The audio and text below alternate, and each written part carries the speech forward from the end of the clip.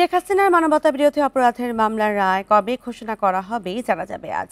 আন্তর্জাতিক অপরাধ ট্রাইব্যুনাল এ তারিখ ঘোষণা করবে। এ নিয়ে কোনো অস্পষ্টতার অবকাশ নেই বলে আবারও নিশ্চিত করেছে প্রসিকিউশন। তারা জানান, বিচার বাধাগ্রস্ত করতে আওয়ামী লীগের কোনো অপতৎপরতাকে ভ্রুক্ষেপ করছে না তারা। আর এই বিষয়ে আরও জানাতে আন্তর্জাতিক অপরাধ ট্রাইব্যুনাল চত্বর থেকে যোগ দিচ্ছেন সহকর্মী জাহিদুল বাশার। জাহিদুল বাশার, কখন নাগাদ রায় ঘোষণার তারিখ জানা যাবে এবং এই বিষয়ে রাষ্ট্রপক্ষ এবং আসামি পক্ষের আইনজীবীরা কি বলছেন? এবং আরেকটি বিষয় জানতে চাচ্ছি যে পুরো সুপ্রিম কোর্ট এবং হাই ট্রাইব্যুনাল জুড়ে নিরাপত্তা ব্যবস্থা আজকে কেমন দেখছেন? ধন্যবাদ আপনাকে। দেখুন, আমি শুরুতে একটু এই মুহূর্তে আন্তর্জাতিক অপরাধ ট্রাইব্যুনালের যে মূল গেট, সেই গেটের চিত্র একটু দেখাতে চাই। এই মুহূর্তে দেখতে পাচ্ছেন যে এখানে বিচারপতিদের এবং ট্রাইব্যুনাল সংশ্লিষ্ট যারা রয়েছেন, প্রসিকিউটররা রয়েছেন, তারা কিন্তু ঢুকছেন। আমি প্রসিকিউটর তারেক আবদুল্লাহকে দেখতে পাচ্ছি, প্রসিকিউটর আব্দুস সাত্তার মোড়ল ঢুকলেন, প্রসিকিউটর সুলতান মাহমুদ ঢুকলেন এবং একই সাথে এই মুহূর্তে আপনি এই এলাকার যেই নিরাপত্তা ব্যবস্থা, সেই ব্যবস্থার কথা আপনি বলছিলেন। এখানে পুলিশ রয়েছে, এপিবিএন এর সদস্যরা রয়েছেন, সেনাবাহিনীর সদস্যরা রয়েছে, এখানে র্যাবের সদস্যরা রয়েছে, সেনাবাহিনীর একটি এপিসিও কিন্তু এখানে এনে রাখা হয়েছে। অর্থাৎ এই যে আপনি নিরাপত্তার কথা বলছিলেন, গতকাল রাতেই কিন্তু আমরা যেমনটা জানতে পেরেছি যে সুপ্রিম কোর্ট প্রশাসন সেনা সদরে চিঠি দিয়েছিল সুপ্রিম কোর্ট এবং ট্রাইব্যুনাল এলাকায় সেনা মোতায়েনের জন্য, এবং আমরা সেটি সকালবেলা দেখেছি। অন্যান্য দিন এই যে ট্রাইব্যুনালের যে মূল ফটক, সেই ফটকে খুব একটা নিরাপত্তা কিন্তু থাকে না। আমরা এই মুহূর্তে দেখতে পাচ্ছি যে আরো একজন বিচারপতি কিন্তু তিনি ঢুকছেন ভেতরে, এবং চিফ প্রসিকিউটর তাজুল ইসলাম তিনি বেশ আগেই গেছেন।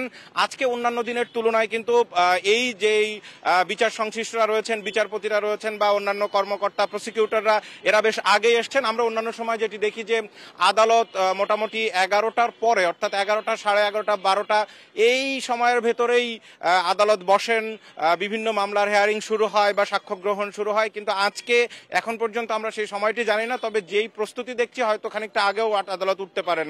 আজকে যেই মামলা সম্পর্কে যদি আমরা বলি, দেখুন, শেখ হাসিনার বিরুদ্ধে মানবতা বিরোধী অপরাধের যে মামলা, এই মামলাটিকে মনে করা হয় আন্তর্জাতিক অপরাধ ট্রাইব্যুনালে এখন পর্যন্ত যতগুলো মামলা হয়েছে সবচেয়ে গুরুত্বপূর্ণ মামলা। কারণ এই মামলার আসামি হচ্ছে জুলাই আন্দোলনের সময় যিনি প্রধানমন্ত্রী ছিলেন শেখ হাসিনা, এই মামলার দ্বিতীয় আসামি হচ্ছেন সেই সময় স্বরাষ্ট্রমন্ত্রী আসাদুজ্জামান খান, এবং এই মামলার তৃতীয় আসামি হচ্ছেন তাদের নিয়োগ করা পুলিশের প্রধান আইজিপি চৌধুরী আবদুল্লাহ আল মামুন। আইজিপি চৌধুরী আবদুল্লাহ আল মামুন যদিও রাজসাক্ষী হয়েছেন, কিন্তু তার ব্যাপারে কি সিদ্ধান্ত হবে সেটি একান্ত আদালতের উপর নির্ভর করছে।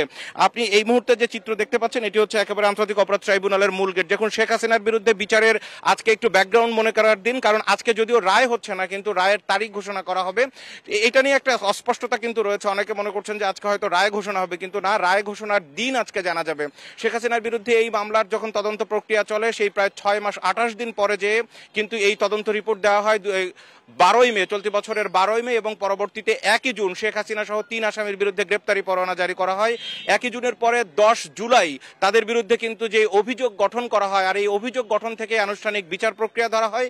যদি সেই হিসাব করি, সেই অভিযোগ গঠনের থেকে আজ পর্যন্ত অর্থাৎ 4 মাসের মতো সময় পেরিয়ে গেল। অর্থাৎ এই 4 মাসের ভিতরে শেখ হাসিনার এই বিচারিক প্রক্রিয়া শেষ করা হলো। শেখ হাসিনার এই বিচারে মোট 28 দিনে 54 জন সাক্ষীর সাক্ষ্য গ্রহণ করা হয়েছে। যদি এই সাক্ষীদের একটু বর্ণনা দিই, তাহলে এই মামলার যে নেচার বা এই মামলা কিভাবে কারা কারা এসে সাক্ষ্য দিয়েছেন, কতটা অপরাধের এরিয়া ছিল সারা বাংলাদেশ জুড়ে, সেই বিষয়গুলো কিন্তু এখানে স্পষ্ট হবে। 54 জন সাক্ষীর ভিতরে যেমন জুলাই আন্দোলনে যারা নিহত হয়েছেন, সেই নিহতদের পরিবারের সদস্যরা ছিলেন, যারা গুলিবিদ্ধ হয়েছেন, সেই গুলিবিদ্ধ যারা পরবর্তীতে সুস্থ হয়েছেন, তারা এসে এখানে সাক্ষ্য দিয়েছেন, চিকিৎসকরা সাক্ষ্য দিয়েছেন, আবু সাঈদের পরিবারের সদস্যরা সাক্ষী দিয়েছেন। আপনি জানেন যে আশুলিয়াতে যে 6 মরদেহ পোড়ানো, সেখানে যাদেরকে পুড়িয়ে ফেলা হয়েছে, তাদের মায়েরা এসে এখানে সাক্ষ্য দিয়েছেন।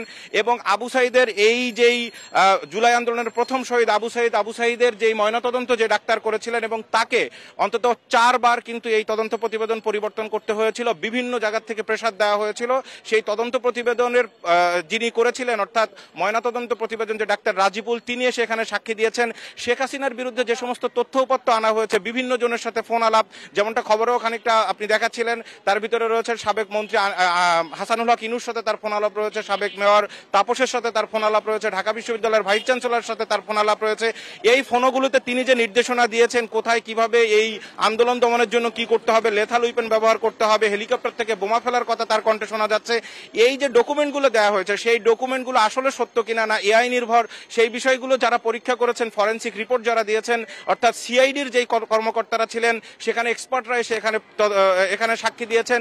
একই সাথে এই পুরো জুলাই আন্দোলন এবং এখানে যে ম্যাসাকার হয়েছে সেই তা নিয়ে যারা গবেষণা করেছেন তারা সাক্ষী দিয়েছেন। আবু সাইদের যেই হত্যাকাণ্ডের যে সরাসরি দৃশ্য, যেই সাংবাদিক সেখানে একটি বেসরকারি টেলিভিশনের গণমাধ্যমে সরাসরি সম্প্রচার করা হচ্ছিল, সেই ক্যামেরা পার্সন এবং সেই গণমাধ্যম কর্মী তারা এসে সাক্ষ্য দিয়েছেন। অর্থাৎ এই 54 জনের ভেতরে বিভিন্ন ধরনের ব্যক্তিরা কিন্তু ছিলেন।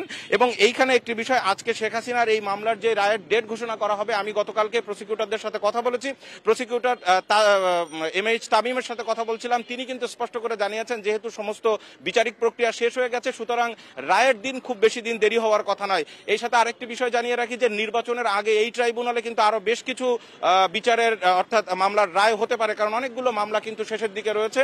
তো আজকের মূল অপেক্ষা হচ্ছে শেখ হাসিনার এই যে মানবতা বিরোধী অপরাধদের মামলা, সেই মামলার বিচার শেষে কবে রায় ঘোষণা করা হবে সেই দিনটির জন্য সবাই অপেক্ষায় রয়েছে। আর ট্রাইব্যুনালে আরেকটি ছোট্ট একটা বিষয় দিয়ে শেষ করি, বিভিন্ন জায়গায় আমরা গতকাল পর্যন্ত জানছিলাম যে বিভিন্ন জায়গায় ককটেল বিস্ফোরণ বা আওয়ামী লীগের যে কর্মসূচি সেই কর্মসূচি আগুন দেওয়া হয়েছে। গতকাল রাত থেকে এখন পর্যন্ত এই সুপ্রিম কোর্ট বা ট্রাইব্যুনাল এলাকায় সেরকম কোনো ঘটনা আমরা এখন পর্যন্ত ঘটতে দেখিনি। ব্যাপক নিরাপত্তা ব্যবস্থা নেওয়া হয়েছে এই এলাকায়। জি ধন্যবাদ। ট্রাইব্যুনাল চত্বর থেকে জানাচ্ছিলেন সহকর্মী জাহিদুল বাশার।